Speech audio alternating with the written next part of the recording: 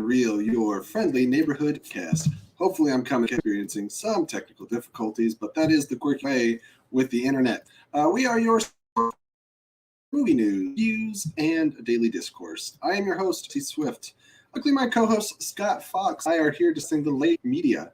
Today, I will not only be delivering to you a very episode of the NR fan, also have with me ladies and gentlemen, please help me welcome a veteran in the movie trivia Schmoedown, a two-time free-for-all MVP, a former single and teams champion, William the Beast Bibbiani. Growl, growl, everybody. How you doing?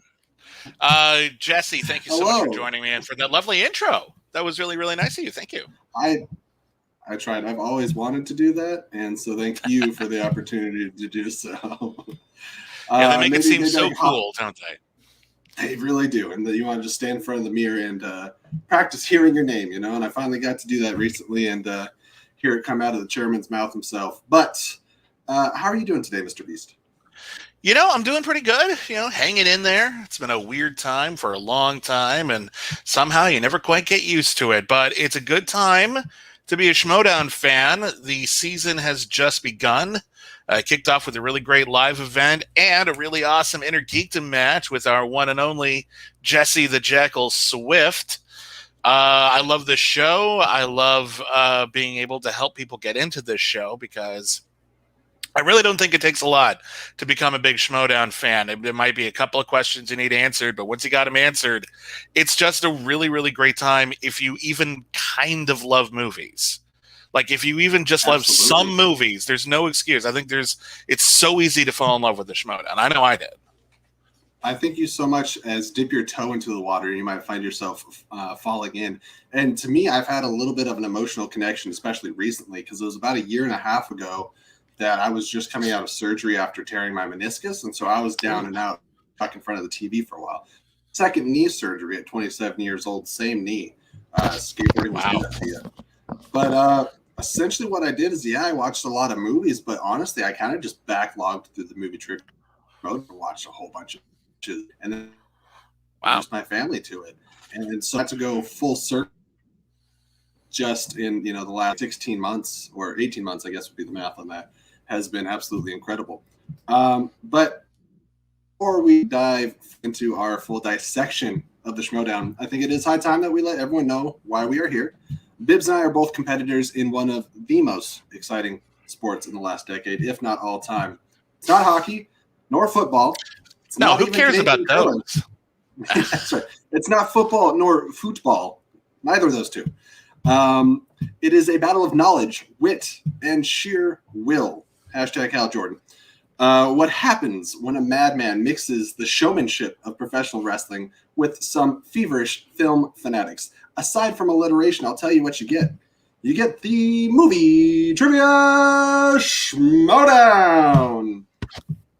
Fanfare, fanfare.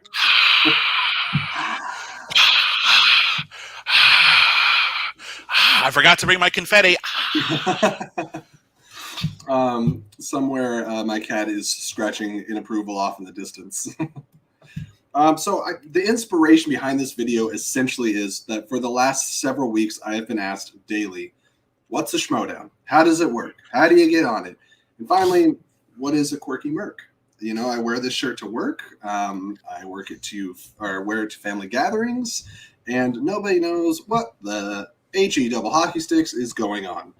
So to help me with some of these questions, I have invited you, my friend and faction mate, William Bibbiani, to go through them with me. All right, Bibbs, I've talked long enough for now.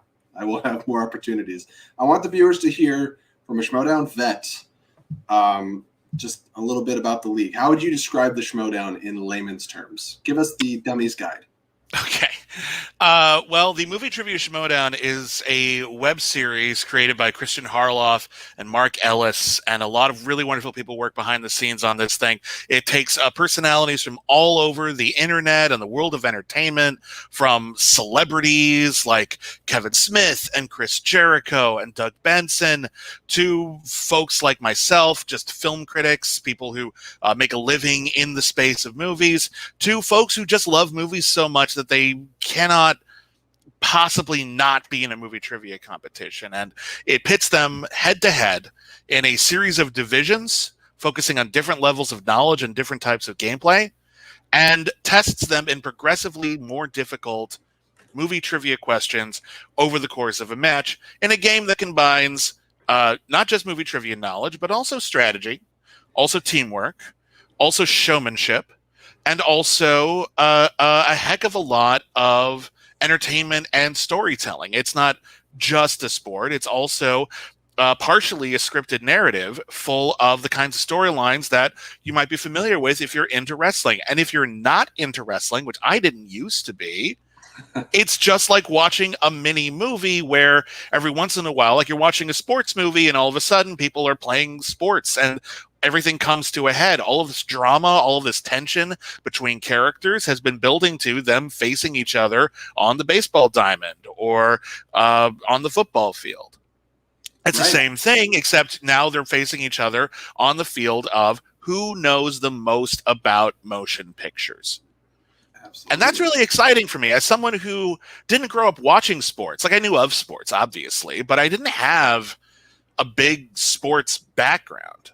But that doesn't mean I don't have a competitive streak. That doesn't mean I don't like to compete. That doesn't mean I don't like to play games.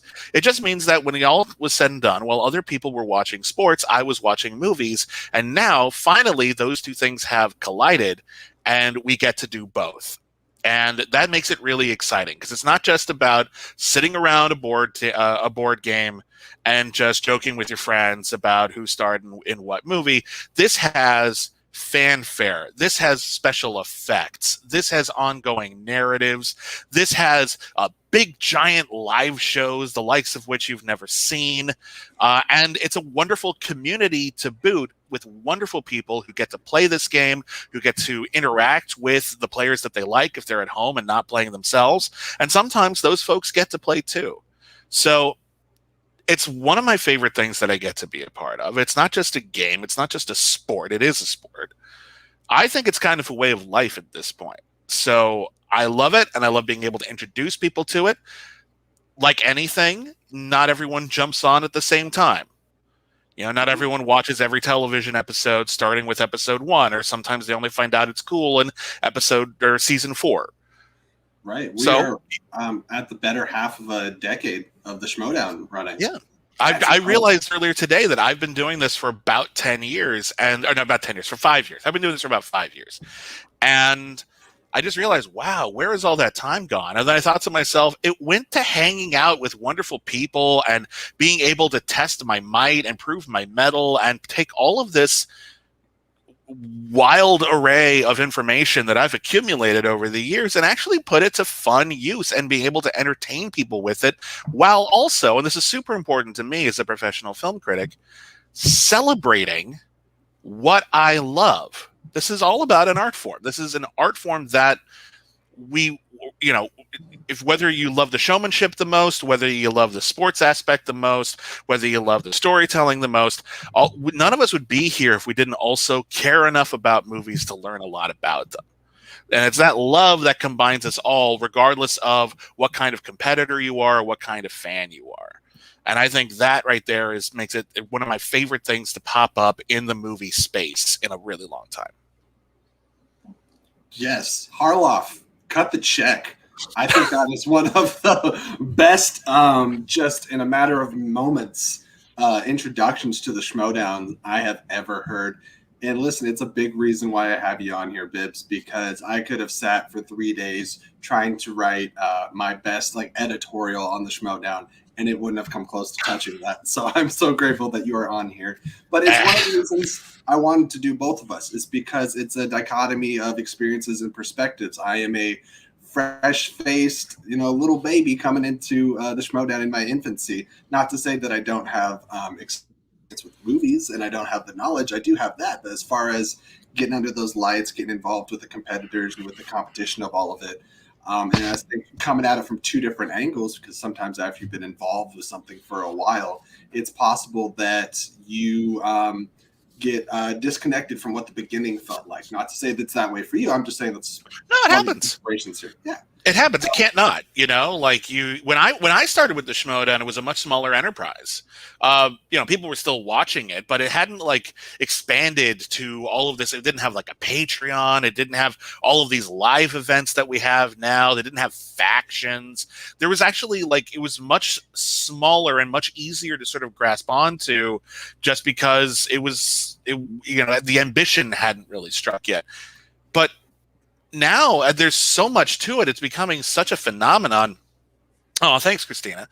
But it's become such a phenomenon that, I can only imagine what it's like to join now and have to wrap your head around so much. I was fortunate enough that when I started, I was able to mostly just focus on the game. But it's going to keep changing. I assume that what the game looks like in another 8 seasons is going to be wildly different from what we have now.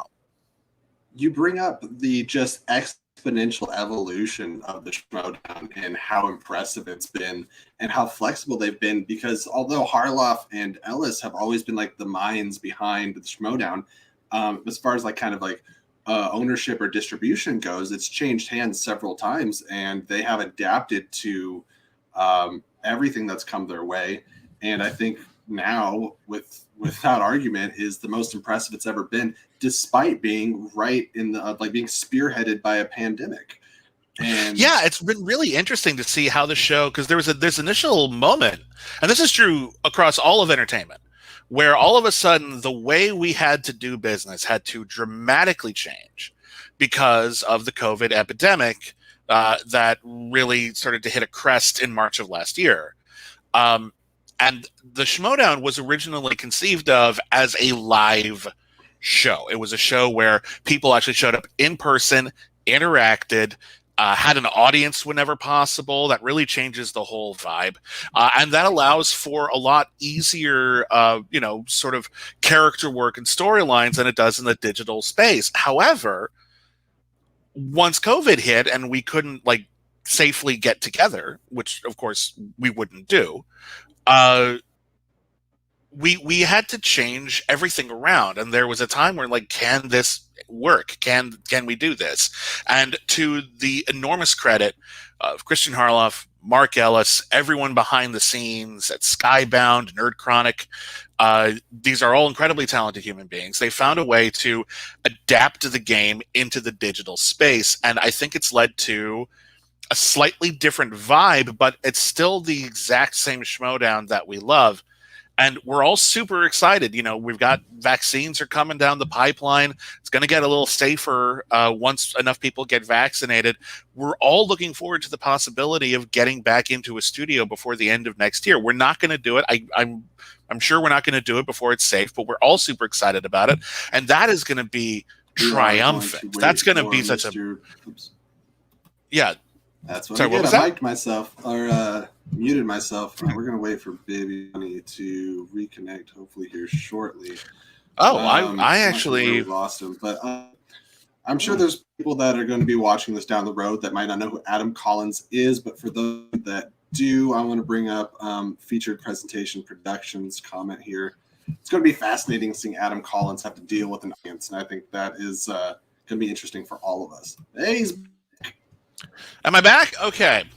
It looked like I was fine on my end. It looked like it was fine on my end, so I was a little surprised when you started talking about where I'd gone.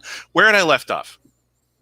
Well, you were discussing live events, and we were going about the changes in it and wondering if it would work in the digital age and transferring it over from the pandemic. Yeah, I just said you came in clear. Oh, okay. I'm glad. So that was just on my end then. Awesome. Okay, well, you know what? We're jumping ahead a little bit to some of the more inside baseball stuff, but everyone knows that of all the factions, the Quirky Mercs have the worst luck with technology. So this is all on brand. This is 100% accurate. But anyway, my point was that we had to adapt at the Schmoedown, and I give infinite credit to everyone behind the scenes for saving the year, basically rescuing the season. It had to take a sharp shift, and I think it ended up being completely unforgettable. And I love everything that happened with it, except for the whole pandemic part, obviously.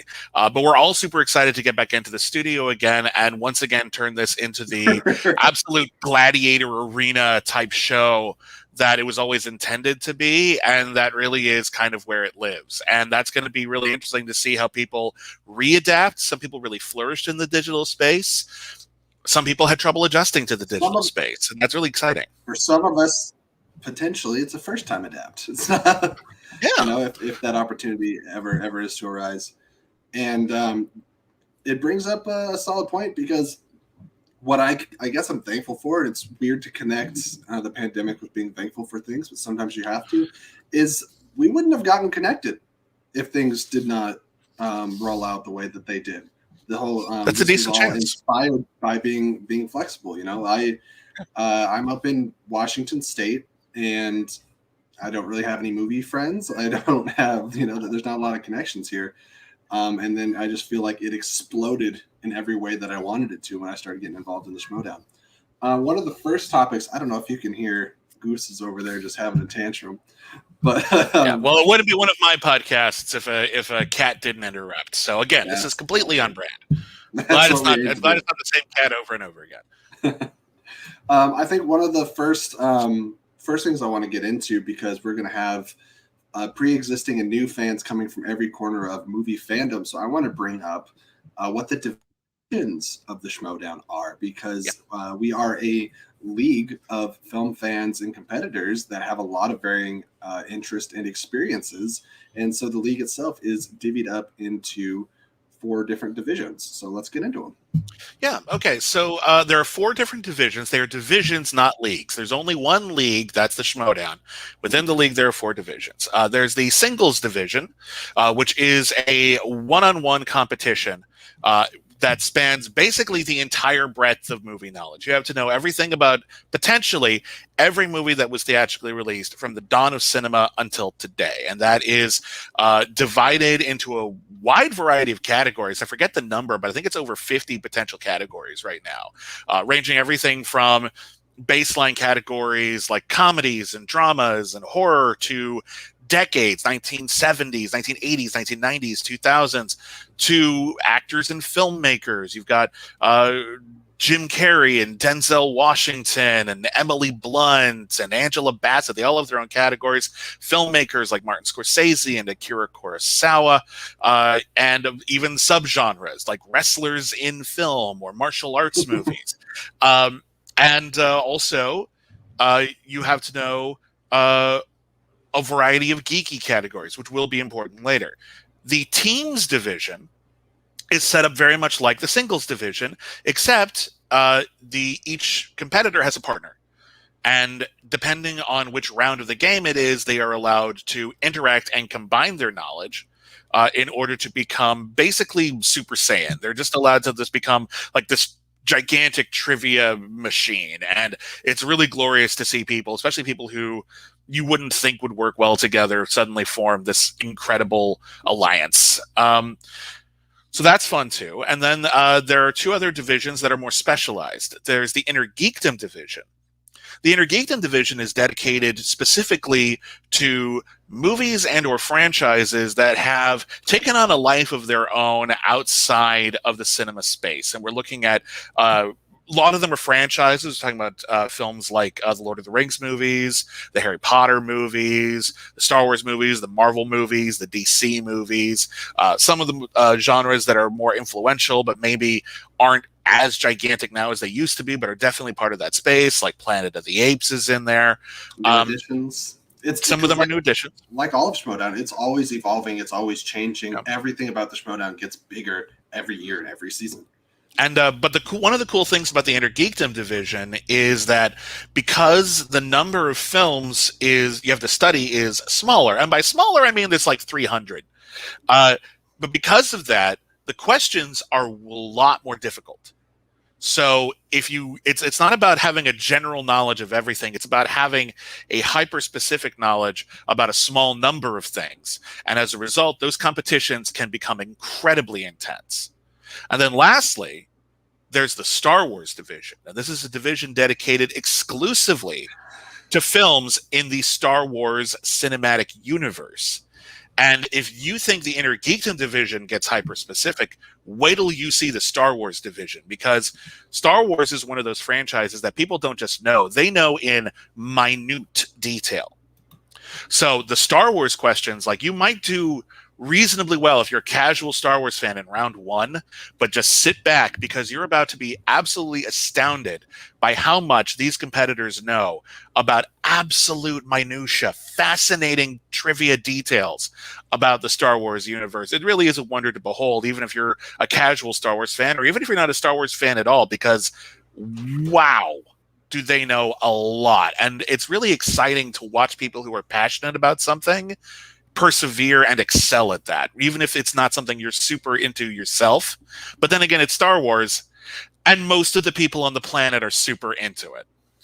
And I have to say that, like, no matter what specialty you may or may not have in any given film genre, watch something that you're not strong in, because it is so impressive. I'm a huge Star Wars fan, and like you were saying, you talk about round one questions and the different levels of difficulty in the rounds. It's really fun to go through round one and then just get your hopes and dreams smashed and crushed watching along with rounds 2 through potentially 5 if it's a championship. But we'll talk about rounds here in a little bit. Bibbs, once again, why I brought you on. That was just an excellent summary of the divisions. And towards the end of our stream here, we will be giving recommendations for some of the greatest and best matches in those divisions. So I say relatively new addition to the Schmoedown that I want to talk about is the addition of factions and managers. And I just want to, as somebody, well, I guess we're both part of a faction, so we can both add in our 2 cents. But what are your thoughts on how the Schmoedown has changed since this edition, and what does it mean to be part of a faction? Well, I think when the Schmoedown started, it was, people were only taking it so seriously. People really, really cared about it, and they wanted to win, but it didn't have the kind of rigid sort of structure that a lot of organized sports have, with managers and team captains. And a lot of it was just people coming in on their own. They studied or they didn't, and they were good or they had bad luck, and they played their hearts out and had a lot of fun. And then somewhere over the course of the last 5 seasons or so, we started having people who were managers. And sometimes this just seemed like it was kind of fun and story driven. And then we had people, in particular, I'm thinking of Emma Fife, who I think is one of the most game changing people we've ever had in the Schmoedown, who didn't just like show up with her opponents and help them do the smack talk and the theatrics, but actually helped them train.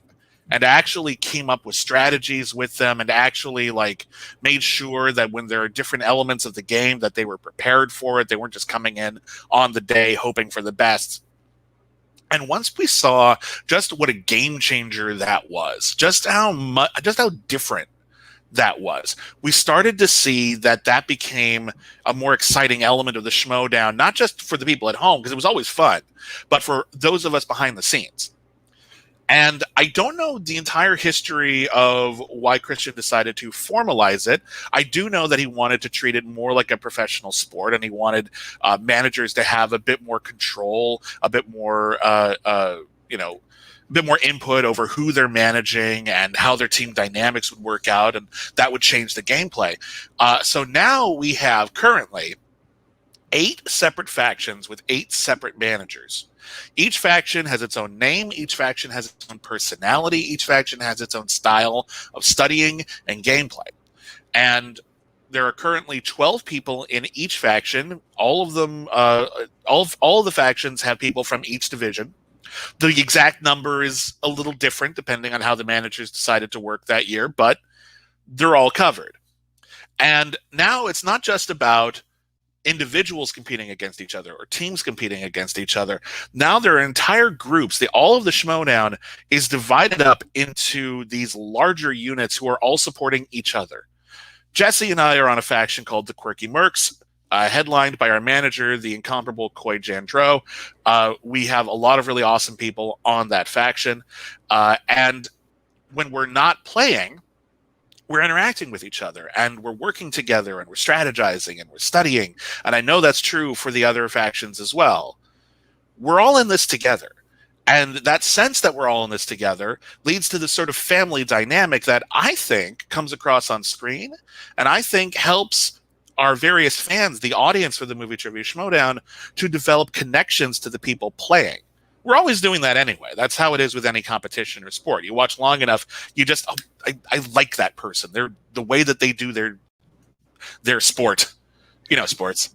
The way they do their sports sport ball. is so good. I love sports ball. Yeah, I don't mean I'm not trying to condescend to sports. It's just not my. It's not in my deal. So I don't. It always sounds awkward when I talk about it. I fully understand. Yeah.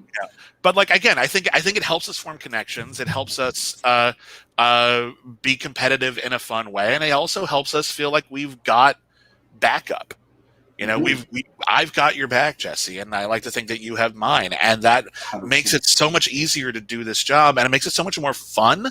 And I think it makes it more fun to watch, knowing that it makes it more inviting. Also, it's also a lot more inviting, and I think a lot less daunting. I mean, the Movie Trivia Schmoedown, I think, is always, even for people who have been doing it for a while, there's a lot of daunting aspects to it.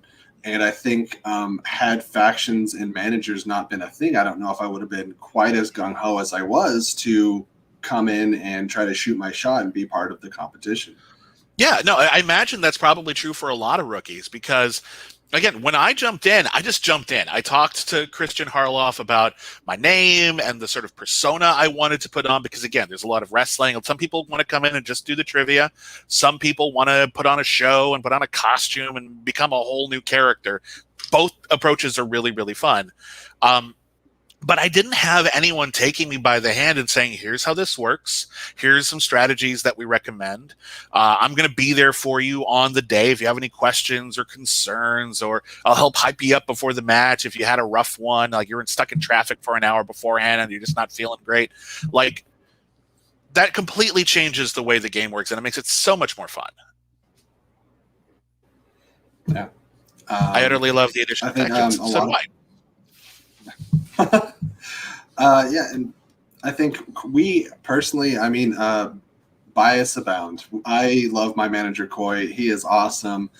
Been there for me since day one after the draft, and just a great source of knowledge, study tactics, but like above all, just moral support and pep talks and a great personality. And he reaches out to all of his faction members, and we all feel already, and it's been like, what, a month? It feels like not only friends, but family and people that I can reach out to and just have general conversations with.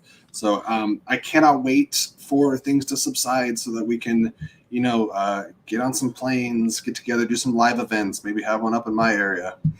I do want to say, because again, you and I are both on the same faction, and we both love Coy, and we both love our faction mates, but I don't want this to be just about we're trying to recruit everybody to join the Quirky Works, because all of the factions are really cool and have different things to offer. You've got the Finstock Exchange, which has this weird kind of somewhat evil vibe, and they spent the entire draft process, except for a couple of veterans, only collecting rookies. So there are a bunch of X Factors. Nobody knows where that's going to go. You've got Kate and her faction, The Den, which is Kate's one of the funniest managers we've ever had, and she is really kind of stepping up her game this season and putting some really exciting people together. You've got Roxy with her faction, The Stars. She's got some of the best talent in the league. Of course, I think you could say that for any faction, but she's got some of the best talent in the league there. And she has such an incredibly, she's got this angry kind of pep squad kind of vibe where you have so much loyalty for that person if you're on her faction, but you know that she's not just a booster. You know that she would beat the crap out of somebody if they talked smack about you, and that's got to be a great feeling. And then of course you got the Dungeon, who won the faction wars in the first season where we had such a thing, run by Shannon Barney, an incredibly delicious. Corruption. I think you said Dungeon. Corruption. Did I say the Dungeon? Yeah, the Dungeon's also great. I imagine by John Kaiser. I imagine if you were corrupt, you would be in a dungeon. You're right. Thank you for catching that. Kaiser runs the Dungeon. The Dungeon is an incredibly formidable faction.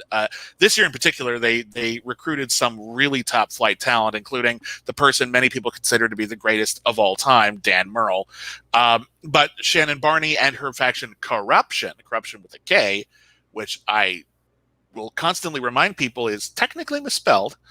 They are the current faction leaders, and they have some truly epic talent on there. And they also have the current IG champion.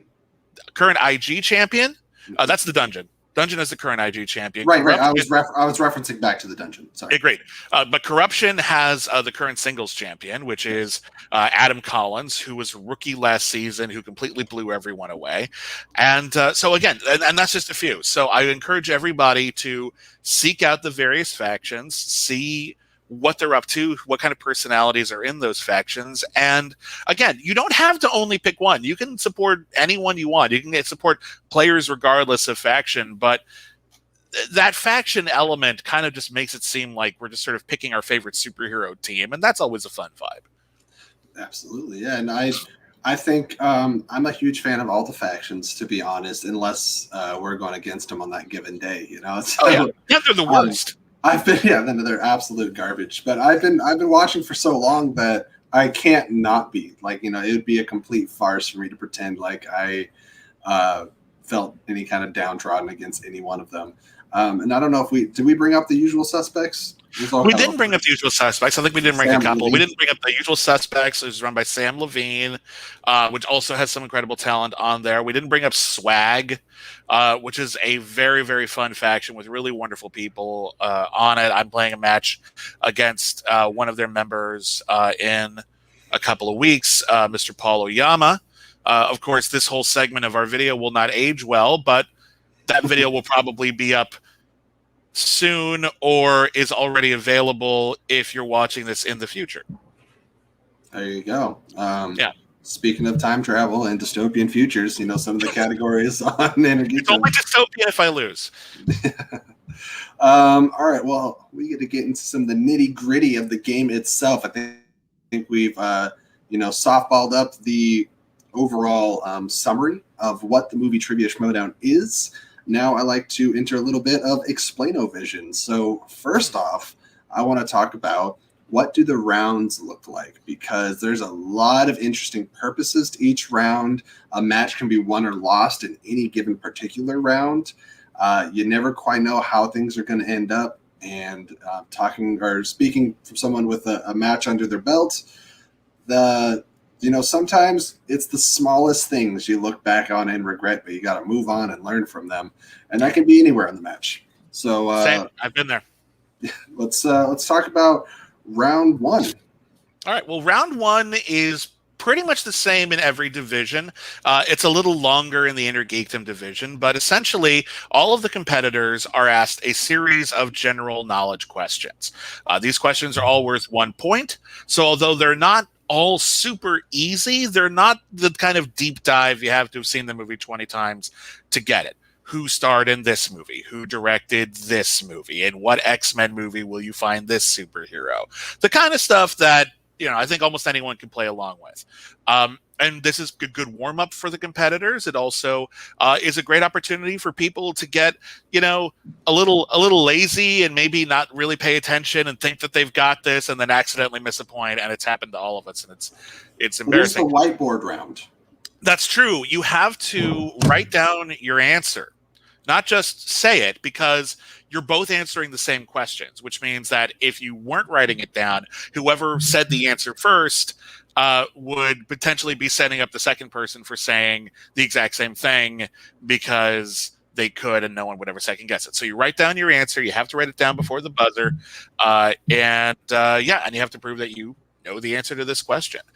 If you get every single question right in round one, that activates a bonus question that is only asked to the people who get the perfect round. And that can be an enormous strategic achievement going into future rounds, because you could be up an additional point, and that sometimes, actually quite often, the game boils down to just 1 point. Yeah, so every little bit helps. Or, you get certain advantages going into different rounds if you are leading by that 1 point. We'll talk about round two and the advantages therein. But I would say with round one, you talk about getting that bonus point. Sometimes it's just Dakota fanning that keeps you away from getting a bonus point, and fans of the movie Trivia Schmoedown will know what I'm referencing. Yeah, no, it's true, and it's deceptive, because you think it's super easy, but again, you're answering all of these easy questions, and then potentially you might miss a turn of phrase, or you might miss a year that's spoken, and a question that should have been a layup ends up becoming whatever the opposite of a layup is. Right. That's bad. Because sports ball. Yeah, all right, but that's for Star Wars Inner Geekdom teams and singles. Obviously, Star Wars Inner Geekdom are focused on their particular subjects, but the first round is generally speaking the same, except I believe in Inner Geekdom it's longer. Yes, sir. All right, round two, the wheel round. I think that, to me, this is the fun round. It's all fun. I enjoy the whole thing, but there's a lot of pressure in round two. There's a lot of things that can go your way. They can go sideways. So let's talk about the wheel and how it works. Okay, so round two is where strategy really comes into play in the movie Trivia Schmoedown. The first round, you could be maybe playing mind games, trying to act all cocky or joke around, maybe try to fake out your opponent. But other than that, it's basically, do you know it or not? Round two, it actually gets a little bit more complicated. So in round two, you were asked a series of questions about one particular category. I've already mentioned some of them. Again, there are I think 6 categories in singles, and what is it, 20 right now in Inner Geekdom? Yes, around there. There, somewhere around there. And then in Star Wars, there's one category for every single film and a couple of other supplementals here. Yeah, then you get heroes and villains, and I don't know if they still have, but they used to have tech and weapons and stuff like that. So exactly. So a limited number of categories in the hyper-specific divisions. In singles and teams, the opponents are allowed to pick 2 categories, 2 specialties, if you will, that they want to have on that wheel. But the rest of the wheel will be randomly selected categories, and also a section for spinner's choice, wherein if you spin and the wheel lands on that slice, you get to pick whatever category you want. And opponent's choice, which is bad, because it means your opponent can pick whatever category they want you to play. And that's, again, something people like to consider when they're choosing the slices they put on that wheel. That's where studying your opponent comes into play. You watch their previous matches. Sometimes you listen to their shows if they have podcasts or YouTube series, so you get a sense of what they're good at and what they're not good at, so you don't accidentally give your opponent, for example, a Star Trek category without realizing that, oh, wait, they have a Star Trek podcast. Yeah. You wouldn't want to do that. So that's where a lot of the strategy comes into play. And other things that go into play is whoever has the most points going into round two gets to decide whether they're going to spin first or let their opponent spin first. And there's strategy that goes into that as well. There could be a mind game where you can build this gigantic, almost insurmountable lead and force your opponent, when the wheel goes their way, to potentially have more Hail Mary guesses in order to get more points. Or you let your opponent go first. If you don't like what's on the wheel, they can spin a slice, take it off of the wheel, and then you have fewer options to choose from. The other thing about round two is that if you don't know the answer off the top of your head, and the questions are getting more difficult here, if you know the answer off the top of your head, you get 2 points. On the other hand, if you don't know the answer off the top of your head, you can go to multiple choice. Multiple choice questions are worth only 1 point. So that's a danger. But either way, if you get them wrong, whether it be worth 1 point or 2 points, then the question is passed on to your opponent. And if you guess without using multiple choice, your opponent cannot then use multiple choice. They are given the same opportunity you are, whether it is multiple choice or not. And steals are huge. Steals are huge. Steals, because again, your opponent isn't just taking 2 points; they're also taking 2 points, for example, that you cannot get. So it's not just, oh, your opponent is up 2 more points. No, your opponent is up 4 points because you would have gotten those 2 points. So that's huge. So when you're deciding, if you don't necessarily know the answer to the question or you're not comfortable with it, you have a big decision to make. Do you make a guess, feeling you're probably right, and hoping your opponent doesn't know the answer if you're wrong? Or do you go to multiple choice and run the risk that either A, it turns out your answer was correct and you lost a point, and that could completely turn the tide of the game. B, you still don't know it, and you could still mess it up, and you could still get it wrong, and now your opponent has a potential multiple choice steal. It's only worth 1 point, but now they have a 1 in 3 chance of guessing it correctly if they don't know it off the top of their head. All of these little micro decisions are being made while you're also trying to pull from the back of your head trivia. And again, in round you 2, you have 15 seconds, and again, in singles and teams, you are being asked. In singles, you're being asked 4 questions. In teams, you're being asked 6 questions. I think it's in Geekdom, it's 5, right? Yes. Okay. So, but the questions. Yeah, so the questions are getting a little bit more varied in difficulty. In every category, there will probably be 1 or 2 relatively easy questions, but there will also be harder questions that demand that you actually have seen these movies and actually do know more detail about them than you would in round 1, and that makes it all incredibly complicated. So as the game goes along, you go from a straightforward bar trivia competition to, all of a sudden, in round 2, a really complicated head game sport. And that's super exciting to watch and to play. Yeah, it absolutely is. And like I said, round 2 is probably my favorite round until you start getting into championship matches. And I think I want to go through the basic 3 rounds, and then we'll get into how the rounds kind of shift when you get into a championship match. But we move on then. The stakes are bigger. The rules change a little, yeah. And we talked about how important it is that 1 point lead could be. In the second round, it gets you first choice on the wheel. But in the third round, I'll let you kind of describe that third round, and then I'll pop in here in a little bit. All right, so the third round in a typical Schmoedown match consists of potentially 3 questions. Now, it is possible for a player to be mathematically eliminated, so that there is no way, even if they get all of the questions correct, for them to win the match. That is called, if you're mathematically eliminated, if your opponent is more than 10 points ahead of you going into round 3, that's a knockout. In round 3, you're only asked questions if you're behind your opponent.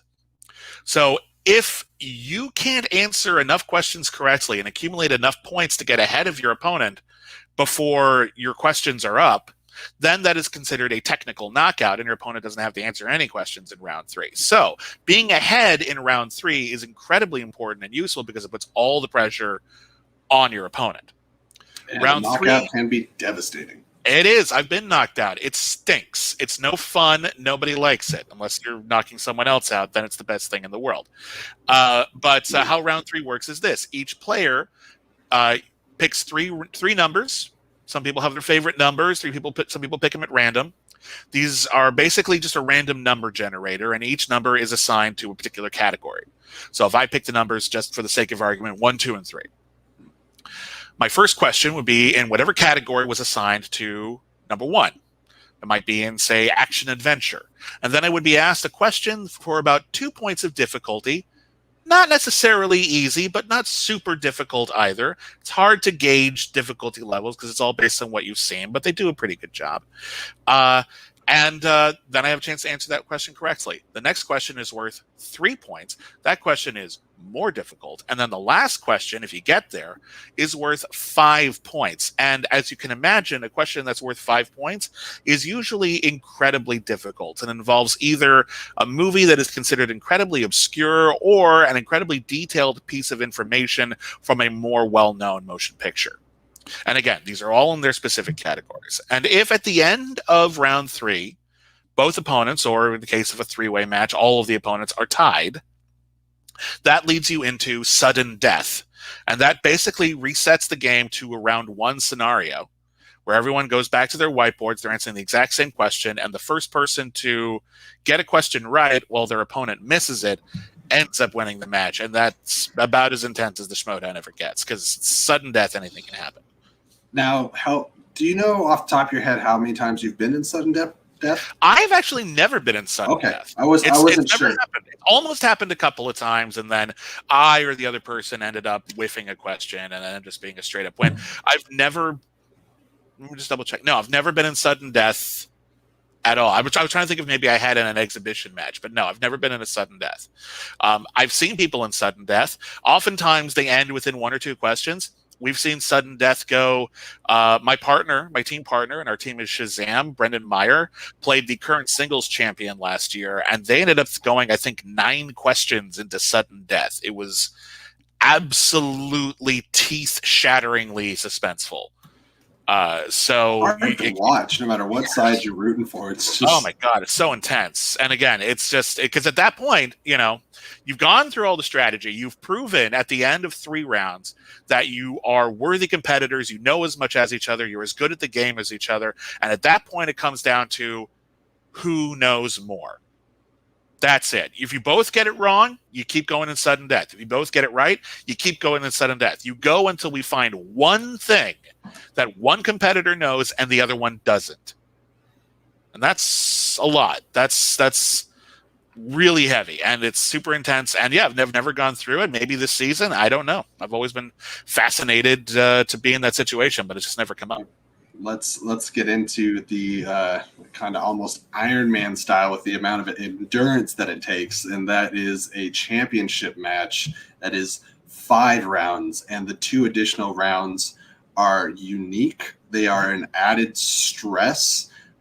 There's a lot more chance and variables at play here.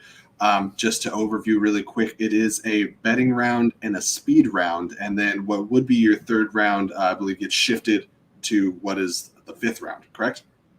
Yes, 3rd round goes to the 5th round. I see someone in the comments saying that I have played sudden death. I don't recall that I played sudden death. If you can remember the match, please let me know. Maybe I've just played so many matches that it's all vanished from my memory. But in any case, yeah. So in a 5-round match, whether it's singles, teams, Geekdom, Star Wars, the format shifts. The first round is the same. The second round is the same. The 3rd round becomes the betting round. And in this round, whichever player or team is ahead spins the wheel, whatever category it lands on, that's the category they get. Normally in round 2, if you don't like your first category, you can spin again unless you get opponent's choice. Then you're stuck with it. And then 1 question is asked randomly in that category, and each player or team is invited to wager how many points they want to bet on that round. It can be anywhere from 0 to 3. If you're not feeling confident about it, you'll probably bet 0 or 1. If you're feeling really good about that category, if you've got a long lead, you might want to bet conservatively. But if it's a matter of, I'm behind, and we pick this category that I'm an expert in, you might want to bet 3 points. And if you win, you get those points. If you get the question wrong, you lose those points, and that can be absolutely devastating in a 5-round game. Then there's the 4th round, which is the speed round or the fast money round, depending on how it is portrayed. So, someone pointed out we lost Jesse. I miss Jesse. Someone pointed out that in my very first exhibition match between me, Roca, Sam Levine, Rachel Cushing, and Mark Draco, that we did go into sudden death. I had forgotten that. That was a very off-the-cuff match. And I do, now that I think of it, I think it ended on a question of the terminal. So yes, that's why I wasn't thinking of it, because it wasn't official. So thank you for reminding me of that. But the 4th round is, and I hope people can still see me. Bless the quirky marks. In the 4th round, it goes to a speed round format. Now, in a live format, this involves a buzzer system where they ask a question, a player or team hits the buzzer. Whichever team hits the buzzer first has an opportunity to answer that question within a very limited amount of time. If they get it wrong or if they don't answer in time, they lose the point. If they get it right, they win the point, and the other team can't make any of those points. Now, in the digital era, buzzers don't make any sense. So we had to change that format. And the decision that Christian and all the various folks who work behind the scenes came to was a fast money speed round in which each player is asked a certain number of questions. We've already addressed this, Jesse. Oh. Yes, I've forgotten that because that match was very off the cuff. The speed round in singles and inner Geekdom and Star Wars, each player is asked 10 questions. In teams, the players divvy it up and each get 5. If you're answering 10 questions, you have 60 seconds to answer 10 questions. If you get it wrong, you lose a point. If you get it right, you get a point. If you pass the question, you have an opportunity to answer it later if you have time. But if you pass it, you don't gain or lose a point. It's neutral. It's like the SATs. And that can be a huge game changer as well because, again, the pressure is on. And then once you're into the final round, the 5th round is the same as a regular 3-point round. And if you get to sudden death, same thing there. But the big difference really beyond those 2 additional rounds in a 5-round match is that there's room if you have a rough early round to completely change the game. You can have a rough round 1 or round 2. You can have a great round 1 or round 2 and have a crappy betting round. And yet there's enough space, there's enough time for your opponent to falter or for you to hit a hot streak and completely change the game around. So it's a very different ball game as you play it and as you're watching. I did want to bring up a question from earlier before my internet quirky murked out. And that was Brandy Parker asking if I had the choice, would I rather do a live speed round with a buzzer or how it's done digitally right now? For me, as a rookie that hasn't gotten any speed round experience at all, I would prefer the pressure to be on me solely and be able to think of the questions in my own time. That makes, I mean, you still get like the 60 seconds to work with, but I would hate to be bullied in a speed round. And I think there's potential for that in a live match. A lot of it's about getting into your opponent's head. So at this point in time, digital is great, but after I get a couple of those under my belt, then live, absolutely. I've played both versions, and I'm sure every other player has their preferences. Some people prefer the buzzer, some people prefer the fast money speed round. They're both highly effective, and they're both incredibly game-changing elements of the game. And they both are really excellent tests of people's knowledge, and they're not just their knowledge, but the Jesse Swiftness with which they can pull the information out of their head because time is a factor. Absolutely. And just real quick, thank you for rolling with the punches there when I got knocked out and keeping this thing going. All right. Again, we're quirky mercs. Tech issues are our bread and butter. That's right. We would make terrible tech supervillains. All right. I want to get into the special events. We kicked off the season with one, which was the Throwdown. But as a veteran, you are familiar with so many other special things, whether it be exhibition matches or versus or many things of that nature. So maybe just run by a couple of them. I mean, we've had big like fatal 5-way like Star Wars matches and like all kinds of stuff. We've had so many cool things. So the cool thing about the Schmoedown is that's actually, well, one of the many cool things about the Schmoedown is that it's actually very flexible. So we've talked about the sort of general, and there's little detail rules that we haven't discussed, but we're giving you the gist of it. It's just a basic primer. That's generally how games are played. However, there is a lot of variety. And there are opportunities for very particular matches to come across. For example, it's not always one-on-one. Sometimes it's a 3-way match or a 4-way match or a 5-way match. And that really raises the stakes, especially in round 2 when you can steal other people's points and it can completely change the game. That's always exciting.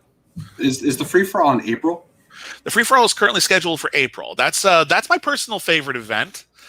Because I usually do rather well in it. Does that have something to do with a 2-time MVP in the free for all? I am the 2-time MVP of the free for all. There have been 3 free for alls, and I've been MVP twice. And our faction mate John Humphrey was the MVP the other time. The free for all is a really cool one because it allows not almost everyone, but it allows a staggering number of competitors in the Schmoedown to compete in the same match. Usually you get 1, 2, or 3, maybe 4 or 5. This year we're currently scheduled to have 40 competitors in one match, and here's how that works. Everyone gets a random number from 1 to 40. The first 5 are invited onto the stage, or here they're invited into the digital space. Thank you. I would also like to be in the horror free-for-all this year, if we have one. I don't know if that's the case. But first 5 people are invited into the field of play. They are asked 5 questions. In the case of a typical free-for-all, we have had a specialty free-for-all. We had a horror free-for-all, so those were all horror questions. But in the case of our usual free-for-all, it's questions from throughout all of film history and every single genre and filmmaker and category. Everyone's asked 5 questions. They're all worth 1 point apiece. And at the end of 5 questions, whoever has the fewest points is eliminated, and they make their exit. And if it's one person, sometimes 2 or 3 or sometimes 4 people are tied for last place, they all exit, and then we bring in more people until we've finally gone through every single competitor who is scheduled to play that day. And at the end, whoever is left standing, sometimes everyone who's left standing doesn't necessarily win, but whoever wins the final round, whoever is the last person who is not eliminated. I mean, it's essentially a Royal Rumble for the wrestling fans that we may or may not have watching the show. Exactly. And the winner of that match gets a contender's shot. Gets a title shot. Apologies. Gets a title shot, which means after all of that effort, you have the ability to challenge any title holder in the Schmoedown, regardless of the rankings. Usually you have to fight your way up the rankings and become like a number 1 or number 2 contender. In free-for-all, you could be ranked dead last in the rankings. You could be like 0-3. And if you win the free-for-all, all of a sudden, boom, you can challenge Adam Collins for the singles title. You could challenge the Odd Couple for the team's title. You could challenge Alex Damon for the Star Wars title. You could challenge Mara Kanopik for the Geekdom title. You can skip that entire process. So it's a highly coveted award. Absolutely. And I don't want to detract from things too much, but for everyone watching right now, we have a nice surprise that we can bring in here. We're talking about not making it all about the quirky mercs because there's so many other great managers out there, but we happen to have the quirkiest merc, our manager, Coy Jandrew. Hi, Coy! Bibbs, let me just say, if there is a horror free-for-all, you are the first entrant from the Quirky Mercs into that free-for-all this year. It is happening. Thank you, Coy. I hope it does happen because the world deserves to see Collins lose something. Well, we had a 10-question horror trivia thing on. We have a lot of ancillaries. We have a lot of ancillary shows at the Movie Trivia Schmoedown. 2 of them are official: the Schmoedown Rundown and Schmoedown Backstage, and those are great if you want to hear more about the strategy of it, the behind-the-scenes shenanigans, news about what's to come. And sometimes there are impromptu matches on Schmoedown Backstage, and I got to compete against singles champion Adam Collins in a 10-question horror trivia, and yeah, I won. And I felt pretty good about that. I was there for that whole thing very proudly as a manager going even when it's not official and there's a win, still pride. It's still for the fun. Oh, it's always pride. And Collins, I will say, is as formidable, if not the most formidable opponent I've ever seen in the Movie Trivia Schmoedown. So that is no small feat. And I'm sure that in a more serious match where there was, a lot of fanfare, a lot on the line, it would probably be even harder to do that, and there's a decent chance he kicked my butt too. So the Sam Witwer Ken match is to date the craziest thing I've seen, and I think Adam plays like that most times. Yeah, it's really nuts. Those Star Wars, I mean, at any point in Schmoedown history, those Star Wars matches are exhausting to witness. Yeah, it's just mind-melting. Mr. Manager, how long do we have you here? Because, I think we're probably going to wrap this up about 10 or 15, but we have one more topic or a couple more topics, I guess, if you want to run through with us. I got about 10 minutes, personally, on my end. Great. So about that. Great. Might be able to do that in 10. Great. Let's just wrap up real fast. Exhibition matches. There are also a series of events throughout the year. There are live matches. There's currently scheduled 3 every year.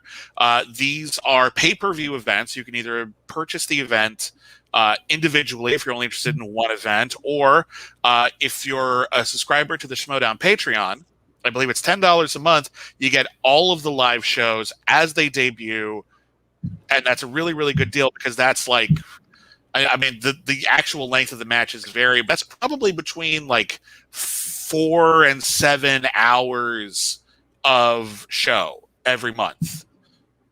And that's a really, really great deal if you love the Schmoedown, and I think you will. So those are like our biggest head-to-head matches or title shots, the shows you really can't miss. And if you can't afford that, of course, that's perfectly reasonable. Those episodes eventually show up on YouTube a week or two later.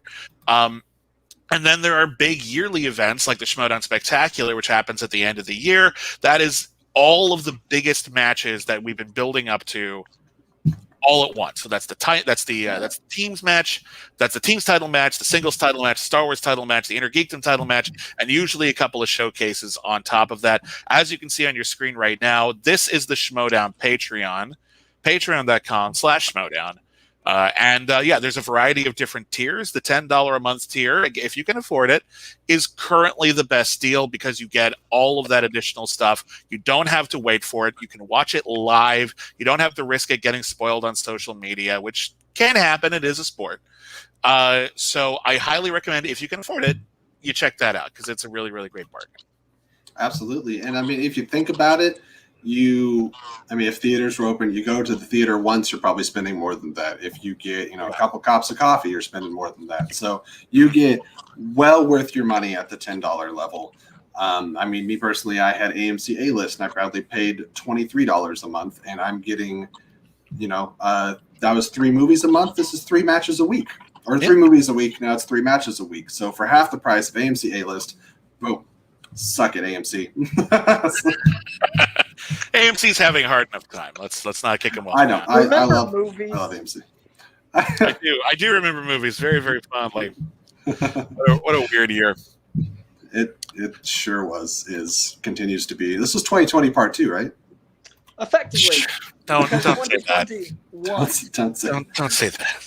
Don't. Boy, I would love it if you would join on the venture that we are about to embark upon, and that is talking about some of our favorite matches in the various divisions, because we want, if you're just starting out with Schmoedown, like Bibbs said before, there's never a bad time to start Schmoedowning. And so we just want to give people good things that they could go and check out, see where the interests lie, start developing some of your favorite players. Yeah, because there's no shortage of matches. There's tons of matches every single season. I believe, with maybe 1 or 2 exceptions, they're all still available online. You can watch the entire thing from beginning to end if you want to, but that'll take a while. So we want to give you just some of the highlights if you're just looking for some of the epic, legendary matches, the matches that changed the game, or at the very least were the single most entertaining matches that we've ever seen. If you just want some highlights in order to get into it, if you're just curious and you don't want to run the risk of getting not one of the best matches ever, this is just a short list of recommendations that we hope you enjoy. Absolutely. So I just want to start kind of in the order that we revealed the divisions, and let's talk about singles. Bibbs. Okay, well, again, there's no shortage of great singles divisions or single division games, but I hate doing this because this is a match I'm in, but it's a match that I was very proud of, and it's a match that is cool because it wasn't a one-on-one match; it was actually a 3-way match. It was between 3 very big superstars in the league. Well, 2 and me. But this is a 3-way match between William Bibbiani, John Roca, and Ethan Irwin, in which I really do think it's one of those matches that was incredibly intense. It was very tight. It came down to the last questions. And that's always more fun. It's always fun if you actually see people like in a really, close match. You don't know who's going to win. Anything can happen. This is a great match because all of the competitors are really interactive. We're actually having a good time up there, even if we're being super competitive. And it shows you sort of the difference between the digital space and the actual physical space of a match. And it is also, not for nothing, one of my favorite underrated entrances that I've made. This hasn't really been a factor in the digital space, but in the live space, a lot of people like to come out and do a big flashy entrance. And I always like to play around with that and make it kind of fun and weird. And that's one of my, some people talk about a few of my entrances. They're kind of remembered in the Schmoedown space, but the Ethan Irwin, John Roca, William Bibbiani match is, I hate saying myself third person like that, has an entrance that I'm really proud of that I don't think gets talked about a lot. And it just makes me laugh every time I see it. I think entrances are essential to the Schmoedown, in my very humble opinion as a manager. And I don't think that people in the digital age understand that I drafted with entrances in mind, because eventually we're going to get back. And if you think that isn't a factor in how I draft, you're crazy. Don't tease me, Coy. Okay. One thing that's great is, unfortunately, we've lost a lot of the just majestical nature of some of those amazing intros, but we do still have promos, which have been a lot of fun to cut, and I've gotten to work on some of my first promos and really enjoyed that. And that, that keeps kind of the energy level that we saw in the entrances alive, so you still get to see the personalities outside the matches. My singles that I'm going to recommend actually has a decent entrance for it being digital, and also shamelessly, it is a quirky Merc match, and that is Kevin Smith versus Chris Jericho. Kevin managed to make a digital entrance work in his very first match. It's also an incredibly entertaining match between someone that I think people assumed was going to be a stoned enjoyer of cinema and a wrestler that doesn't know movies, and they're actually two cinephile geniuses. This was a neck and neck match for the whole time. I didn't underestimate either one of them, but I think a lot of people did. So it's a really fun match for underdogs, and I think they were both kind of the underdog, even though one had to win. I think people doubted them for different reasons, and the whole match is entertaining. It's fun. It's breakneck speed. It is quite the ending. I won't reveal how it ends, but it ends in a staggering way, and it's a really good showing of entertainment value, because these are two legendary entertainers. So it's a really good way to see what the Schmoedown can be digitally, and then how much bigger that can be live. Because when either of them plays live, it's going to be just bananas. I want to piggyback. I'm going to piggyback off that because I was considering. I didn't know if it was considered an exhibition just because of the almost stunt nature of it or not. But because we're talking about Kevin Smith, I want to bring up Kevin Smith and Sir Flirt and Flouse. And I'm sure there's a lot of people that think I just had a stroke, but in fact I did not. Sir Flirt and Flouse is a competitor, a man of two faces. Brett Sheridan, the artist formerly known as Brett Sheridan, is Sir Flirt and Flouse. And if you just want to see some of the amazing character work and the fun that people have going into these matches, I recommend checking that out. If you just type in Kevin Smith Schmoedown, it might be the easiest way to find that match, because as far as spelling out Sir Flirt and Flouse, I might have to do that in the description below. But Coy, because we have you here, what I want to move on to next, because it was kind of your birthing place in the Schmoedown, and let's talk some IG. Geekdom, our bread and butter, my boy. That is how I became a schmo. I did this game called Movie Fights, where I am a champion, where I am almost as regarded as the Beast himself. And I have, in fact, beaten Dan Murrell in that arena. So suck it, Schmoedown legacy. I love that game, but the translation of skill set wasn't as much as Christian might have hoped when he brought me over. But then I ironically did beat an incredible IG player in my time. I did take out Mike the Killer Kalinowski. But upon beating a very formidable IG player, I then proceeded to lose 3 additional times and realized, hey, you know what's for me? Management. That said, the Inner Geekdom is a really cool thing for nerds. It is a fantastic place for those that love genre content. It's a great place for those of us that are very specific. If you can see my background, I'm a bit specific. I like this kind of thing. This is my son. His name is Spidey Cat. Nerd stuff. Nerd stuff. Yeah, all of us have a certain aspiration towards nerddom. I just have the stars. I have nerd stuff. It's just it's elsewhere. Here, I got Fabian. So if you like comics and fantasy and space and those things, Inner Geekdom is a brutal division, and it is always the things you never think anyone knows, and then 5 people do accept you, and you feel like a goddamn fool. If you are the one person that enjoys Son of the Mask, this might be the division for you. I'm not gonna that's the hill I'm gonna die on. That's stupid movie. It's awful. All right, well, I want to go kind of recently with Inner Geekdom, because not only is it relevant, but it represents what can be done through the digital age. But also there's a lot of emotions tied to it. There's a lot of story involved, and that's the Mara Kanopik versus Chandra Dhanapani match, which kicked off this season. Really, it was part of the Throwdown event. We had a Star Wars contender match, and we had an Inner Geekdom championship match. Mara Kanopik was off for 2 years, and I watched all the after shows, and everyone's talking ring rust. Coy knows Mara. I want to say pretty well. Got some experience with Mara. You've had a match against Mara, I believe. Yes. Yeah, I've fought Mara and then recruited her because I saw what it was like to lose to her. So you want to see more people lose to her. So I mean, even though she is now, fighting for a different team, there had to be a certain level of pride, being like, "That's my Mara. It used to be my Mara." Mara and I spoke right before the match. We spoke right before the draft. Mara didn't leave the Mercs, and I didn't get rid of Mara. There were conversations. It went down in a very hey, this is what makes sense kind of way. And yeah. I was so happy with her being an honorary Merc in that match. We didn't get the points for it, but I feel, as someone who considers her a good friend, that that was a 2-year in the making moment, and we were part of one of those years. So just because it didn't happen during our tenure, I'm so honored that she was a Merc. I'm so honored that Mara is a homie in real life, and that is a brutal match because Chandru is a force of nature.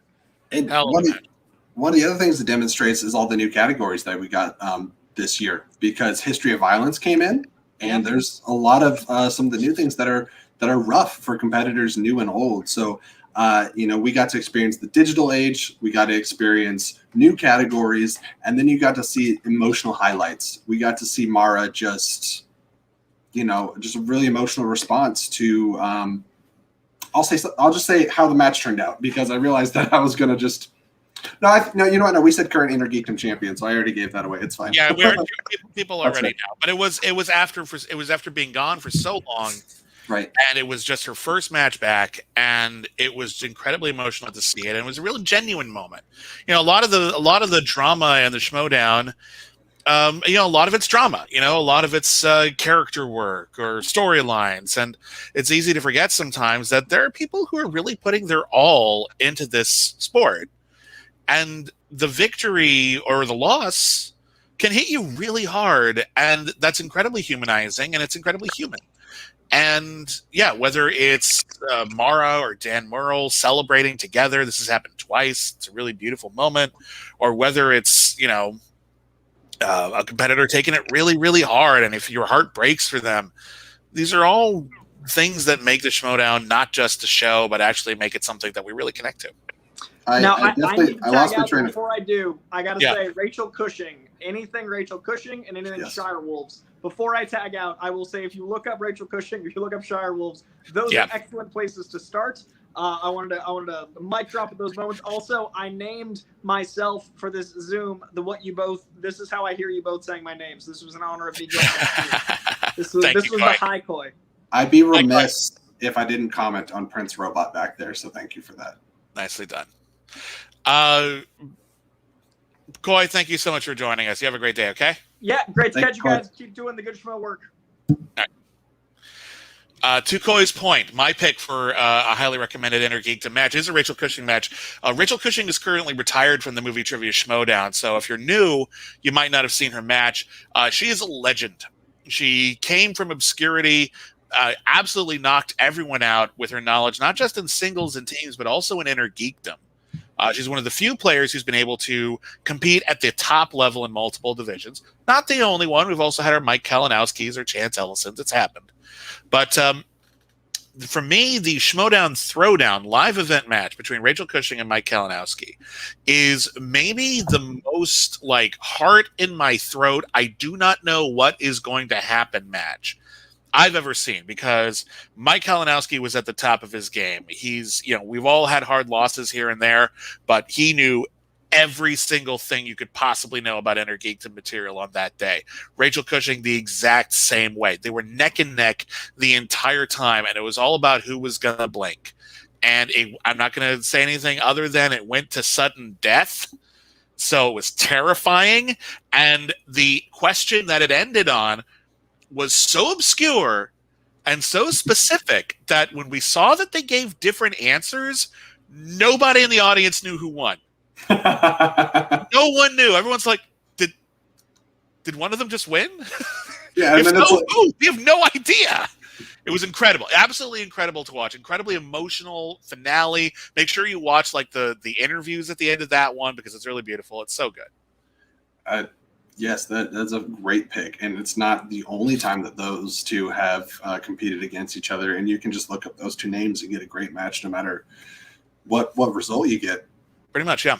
And so definitely two titans in the IG division, and I think one or both of them belong on the Schmoedown Rushmore, certainly the Inner Geekdom Rushmore. So let's mix it up a little bit. We did a little bit nerdy. Let's get into back to teams. Yeah, teams. Okay, teams division is a great division because you get a lot more interaction between players. Instead of just two people interacting, you get four people interacting together and off on their own little units. So when I picked a teams match, I wanted to pick a teams match that wasn't just a great neck-and-neck high-scoring match. There's no shortage of those, and the match I'm recommending is one as well. I wanted to show a teams match that showed the personality of the Schmoedown. And for me, maybe my favorite teams match that I've ever seen was the Looney Bin versus Time Machine. Now, these are two teams that are sadly no longer together. They've been broken up because people got drafted into different factions. But they're two really, really great teams. Time Machine was a team consisting of former singles champion Ethan Big Time Irwin, one of the most dominant forces we've ever seen in the Schmoedown, and Janine the Machine, who is, I think, an absolutely fantastic player and one of the best in the game when it comes to bringing a lot of personality and charisma to everything that she does. They were a great team together. They only had a couple of matches together, but they complemented each other's strengths really well. They each knew what the other didn't. Boy, do I wish they could actually have a reunion one of these days, because I thought they were great and had a lot of potential. They went up against, in a team's tournament, a team called the Looney Bin, which consisted of Video Drew and Tom. No last name, just Tom. And Video Drew and Tom were, for me, a lightning rod in the movie Trivia Schmoedown, because in addition to actually being good at the game, and they went deep into that tournament, they did really well, their personalities, there was nothing else like them. Video Drew was if Elvira short-circuited. He's incredibly heightened, scary, weirdly in your face. Nobody can predict what she's going to say do next kind of competitor.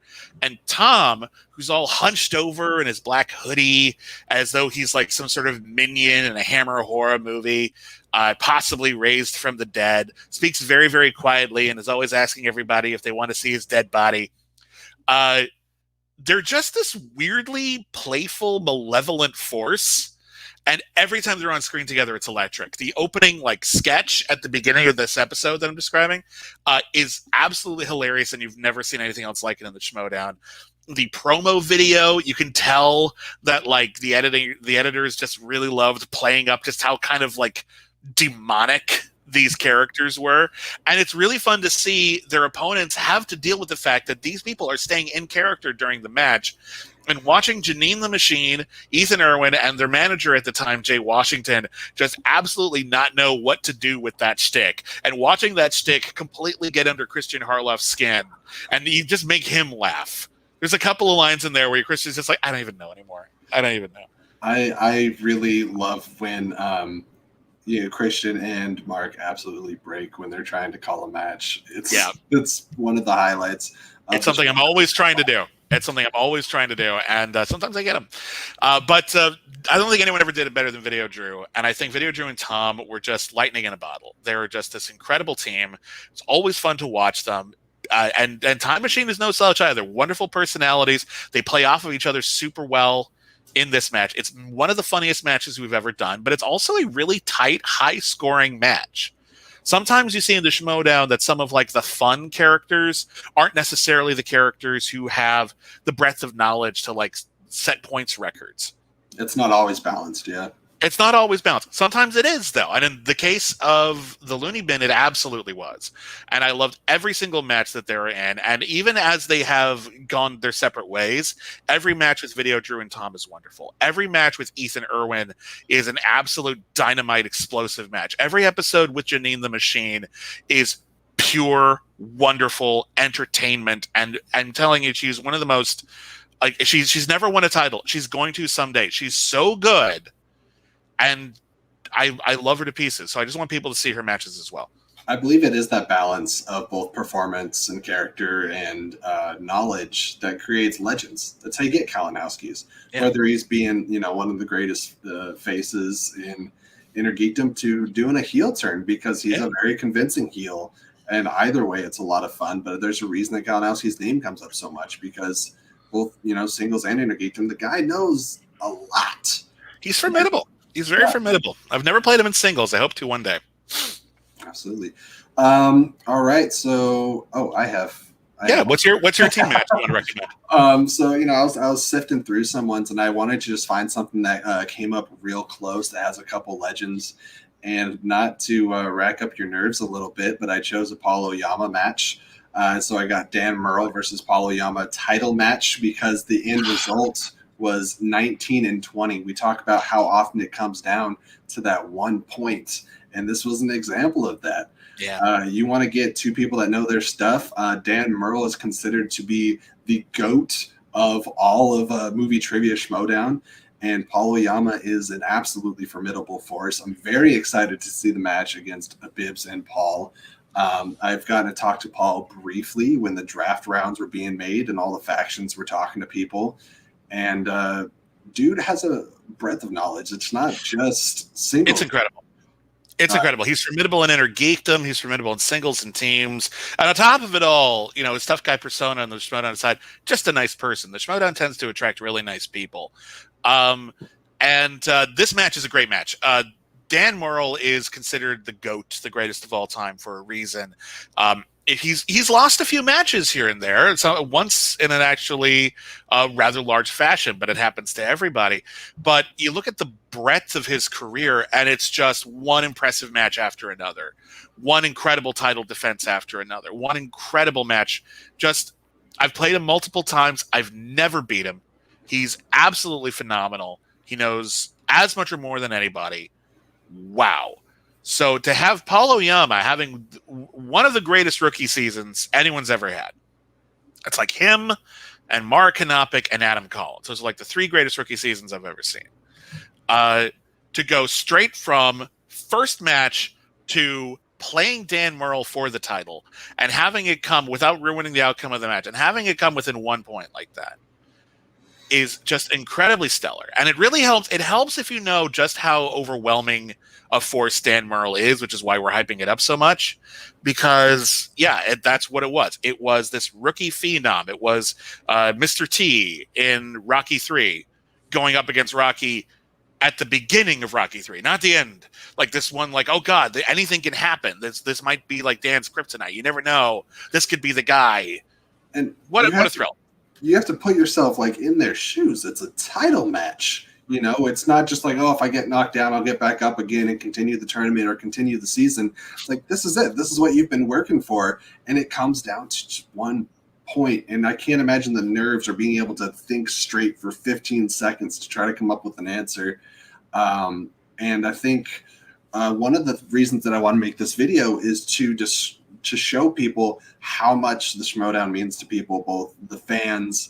I mean, I could make a whole nother community or a whole nother video talking about the fan community because they're fantastic, but just how much it means to competitors. Yeah.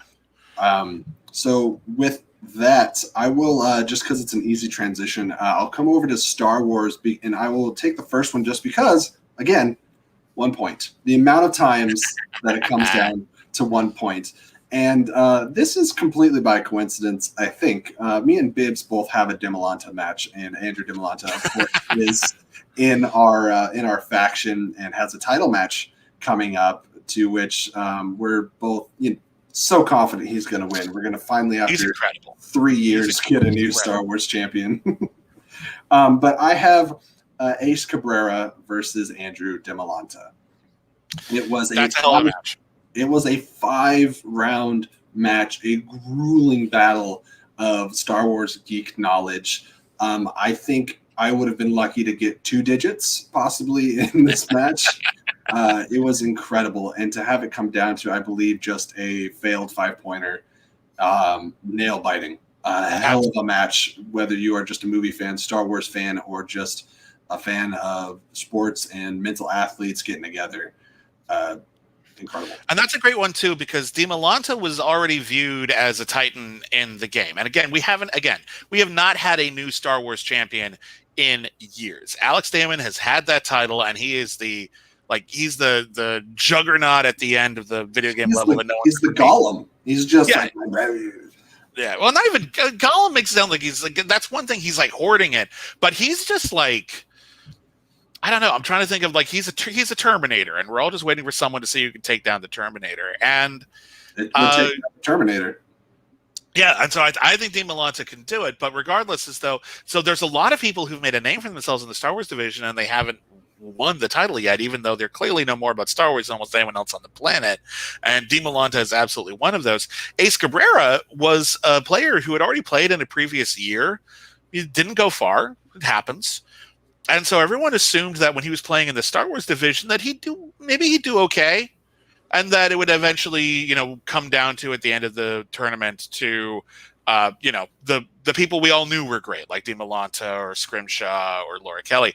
And when Cabrera had this complete underdog run, and he was great in that tournament, just absolutely phenomenal, did his work, everyone loved him. So to see him go up against DiMolanta and just see like this really scrappy fight was a real treat. Then my match is also a DiMolanta match, and this is actually a match I consider this to be maybe the single most underrated match in all of the movie trivia Schmoedown. I really do. I'm deeply in love with this match. This was a match that had me poking coy and be like, we got to get DiMolanta next year. This guy's amazing. Because this match is between Andrew DiMolanta and Joseph Scrimshaw, two of the smartest Star Wars players there ever were. Also an amazing example of how much a record cannot represent your knowledge. Scrimshaw is an incredible mind. It's just when you put two people up together and they're both geniuses, at some point someone's got to win that match, and sometimes the breaks don't go your way in a row. I've been there. It stinks. And hopefully you can fight your way back from it, and often you can if you stick with it. But Scrimshaw has just had some rotten luck. He's absolutely a genius. And this match is a great example of that, because as brilliant as DiMolanta is, and as brilliant as Joseph Scrimshaw is, this match is the most perfect match in the history of the Schmoedown. That's something that every Schmoedown player is chasing, the match in which you get every question right. It didn't used to have, it's happened a little bit more recently, I think, because they just had an influx of great talent. But it used to be really, really rare, and now it's Star Wars. It's almost impossible. And here, and even like lately, it's still rare. It's just happened a couple more times than usual. DiMolanta versus Scrimshaw. Nobody got a question wrong the entire match. They got all the questions right in round one. They got all the questions right in round two. They got all the questions right in round three. It went to sudden death. They got all the questions right until the last question, in which they both got the question right, but one of them was more right. And that's staggering. It all boiled down to a question that was, it was obviously it's a Star Wars question, and it boiled down to, are we going for the exact quote, or are we going for the meaning? And what they decided was, even though one of the players clearly knew the answer, they went for the general meaning of the question, and the other one went for the exact quote. And one of them was more right than the other, but technically both of them were right. And I won't say huge. All right, I won't say who, but I can't fathom the rage after losing in that manner. Like, I feel like I would be having convulsions and just like, ugh. But yeah, like you said, that is a match that goes down in history for the entire league. I would show that match to anybody. Like, again, it's not the most theatrical match we've ever had, and some people really, really love that. But when it comes down to pure knowledge, I think that's the greatest match anyone's ever played in the Schmoedown. I think that match is phenomenal. All right, and I'm just amazed by it every time I think about it. Just to throw it all together here, if people have their search bars up, I'm going to really quickly go over the matches we had. In Star Wars, we had two Andrew DiMolanta matches, DiMolanta versus Scrimshaw, Ace Cabrera versus DiMolanta, and then as the tournament finals. And then in Geekdom, we had Cushing versus Kalinowski, specifically in the throwdown. And then most recently, Mara Knopik versus Chandru Dhanapani for the title match. again at a throwdown. Singles, we have Bibbiani versus Roca versus Irwin. Does it feel better if I say it? It feels a little less weird. And then Dan Murrell versus Paulo Yama title match. And teams, Time Machine versus the Looney Bin. And again, all of these are available on YouTube, or a lot of them also on the audio podcast if you don't have time to watch on YouTube. Shazam versus the Odd Couple. Ooh, you know what? When we were doing teams, I don't know if I brought this up really quickly. I just love that it ended in the quote, "Always be nice." And that is the Shazam motto. And I believe that is also the Quirky Merc motto, right along with Calm and Quirky, and we quirk, we merc, and we smirk. And for an exhibition style, I put Kevin Smith versus the Flirt and Flouse because it was its own whole little thing. Remind me of yours real quick, Bibbs. Oh, my exhibition match? I recommend any of the free-for-alls. Okay. Not just the ones I did good in. If you want to do the one where I tanked out, you knock yourself out. But I think all of the free-for-alls are, they're a great introduction to a wide variety of personalities in the game. And they're the kind of match where literally anything can happen, where people who normally might not have the best rankings can really show how much they know about movies. Should have an opportunity for them to knock out competitors who everyone thinks are unstoppable. All of the free-for-alls, there have been 4 so far, 3 general knowledge, 1 horror. They're all a blast, and I would recommend every single one of them more or less equally. And again, if I can get this up here. That's the Patreon. Exactly. This is how you catch all these matches ahead of time. You don't have to pay for them separately. You get them all together. It's kind of like a buy 2, get 1 free deal with that $10 a month. And it's the way to go. Yeah, we have 3 live matches every single month. That's in addition to multiple matches every single week, and we now have our first class league, which is for competitors who aren't officially members of the Schmoedown yet, but have an opportunity to prove themselves, and maybe one day they'll become official members of the Schmoedown. Those matches have not started, but I cannot wait to see what happens with this incredibly gigantic new addition to the Schmoedown legacy. And we'll have celebrities or Schmoedown celebrities on the table calling the match. And then also there will be some people that have competed in the Schmoedown that this year did not make the draft and will be in the first class league. So all around, very excited, highly anticipated. Can't wait for the first class league. That's pretty much wrapping it up. Again, we just really want to make this video to get out there, to people share around, because I'm sure you have friends and family that are like, what is this? What's the Schmoedown? And I know I've had plenty of it, Bibbs. I don't know about in your personal life, how often you bring it up and people are like, what? Movie trivia like at a bar? There are 2 kinds of people. The people I know who are absolutely super excited and into it, and the people who are like, you still doing that? And hopefully I can show them this video and maybe we'll get them on board. That's the hope. So thank you, everyone, for joining us, for keeping the comment section lively and active. And Coy, I know you're not here anymore, but thank you for popping in. It's great to get that quirky merc representation. And we hope to see you guys this season, the season of war. We got several matches out there. Bibbs is coming up, so look out for that. And with that, that is the end of the show. And because this is the Flick and Reel Fancast channel, I will say, as always, keep it real. And you can find me on Twitter at Jesse Swift. I am the Jackal. And also I am on Stereo. Me and Bibbiani actually just had a call on Stereo yesterday. So you can listen to that where we talk about Schmoedown and movies and all kinds of good stuff. And of course, make sure to like, comment, and subscribe. Bibbs, what do you want to plug? You can find me on Twitter at William Bibbiani. I also have a podcast network, the Critically Acclaimed Network, where you can find an Apple Podcast or Stitcher, wherever you find your podcasts. We're not on Spotify yet. I'm working on that. But we have a bunch of shows on there, including new movie reviews, retro movie reviews. We have letters columns. We have a show called Cancel Too Soon, where we review TV shows that lasted only 1 season or less. We also have a Patreon, patreon.com/critically acclaimed network, where we have a lot of exclusive shows and also polls to help you vote for future episodes of our regular programming. We got shows dedicated to Batman, Star Trek, commentary tracks, the Academy Awards, Disney, the like.